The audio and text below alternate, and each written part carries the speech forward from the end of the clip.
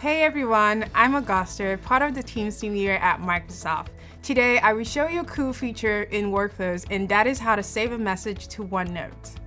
From the Workflows app, we can find the pre-configured template for this flow. Once selected, another dialog box will pop up. Make sure you are signed into the connections needed for the flow to run. Now that we have our connections signed in the Details pane, we can set the custom items to Notebook in which to add a message, and also Section in which to add the note. Once you're done, click Create Flow, and now your flow is ready to use. Once you've made your final selections, select Done and your flow is ready to run. Now, we're going to test out this new flow we just created. In a message chat box, you can right-click or hover your cursor on a message. You will see the three ellipses, and from the drop-down options, we are going to select More Actions. Then select Save a Message to OneNote.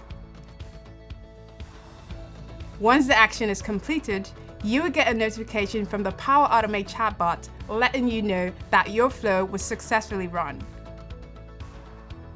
You can also check the OneNote app and see the flow that you just created. Now tell me, wasn't that fun and easy to create? When you try it out, be sure to share how you're creating powerful flows for you and your team with Workflows in Microsoft Teams. Don't miss the next featured collaboration app. Subscribe today.